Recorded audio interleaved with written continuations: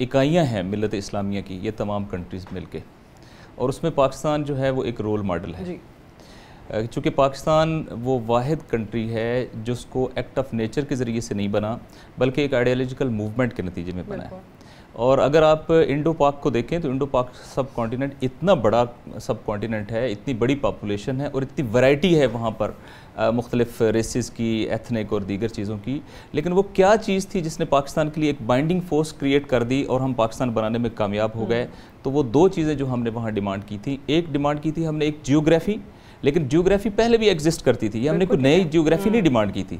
दूसरा हमने डिमांड की थी कि हम जो है इस सरजमीन को किस लिए चाहते हैं, वो सरजमीन चाहते हैं कि जहां हम इस्लाम के कवानीन को स्टेट सिस्टम के तौर पे नाफिज कर सकें। और ये अल्लामा इकबाल और कायद आज़म की आइडियोलॉजी थी, जिसकी बुनियाद के ऊपर, जो दरअसल इस्लाम की आइडियोलॉजी है, और इसकी बुनियाद के ऊपर वो एक पूरी मूवमेंट चली और उसके नतीजे में हमने पाकिस्तान जो है वो हासिल कर लिया। यानी लाखों लोगों ने अपने घर छोड़े,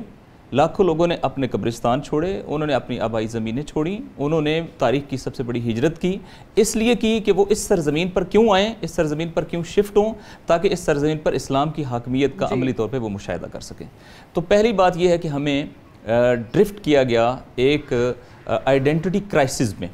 और नए मॉडल पेश करके, चूँकि ये मॉडल जो था कायद आज़म का बड़ा मशहूर गुफ्तगू है, जिसमें उनसे जब सवाल किया गया कि आपकी स्टेट का मॉडल क्या होगा, तो उन्होंने कहा ये मॉडल हमने नहीं बनाना, ये मॉडल 1400 साल पहले, हाँ ये 1400 साल पहले मॉडल बन चुका है और वो मोहम्मद अरबी सल्लल्लाहु अलैहि वसल्लम का दिया हुआ कानून है। अब सवाल ये है कि हमें क्राइसिस में कहाँ ला के खड़ा किया गया कि जिसकी वजह से आज कभी कहते हैं हमारे लिए जो मॉडल है वो वेस्ट का मॉडल है, कभी कहा जाता है हमारे लिए जो है वो डेमोक्रेटिक कोई मॉडल है, और कभी कहा जाता है कि ये फेल हो गया है, लिहाजा ये निज़ाम मुस्तफ़ा की ये एफर्ट फेल हो गई है। ये एफर्ट फेल नहीं हुई, ना निज़ाम मुस्तफ़ा फेल हुआ है, बल्कि हाँ देखिए जैसे कुरान एग्जिस्ट करता है लेकिन अमल करने में हम नाक़िस है, तो इसमें कुरान का तो कसूर नहीं है ना। इसी तरीके से अगर मैं कंटेम्परेरी पाकिस्तान की बात कर रहा हूँ कि इस पाकिस्तान में इस वक्त जो बाइंडिंग फोर्स है वो पाकिस्तान का कॉन्स्टिट्यूशन और आइन है, और ये एक ऐसा सोशल कॉन्ट्रैक्ट और डॉक्यूमेंट है जो पाकिस्तान की तमाम इकाइयों को बहरहाल एक यूनिटी के अंदर भी लेके आता है, और जो पाकिस्तान की वो आइडियोलॉजिकल बैकग्राउंड था। चूंकि इसको बिल्कुल सादा कहें, अगर कोई दरख्त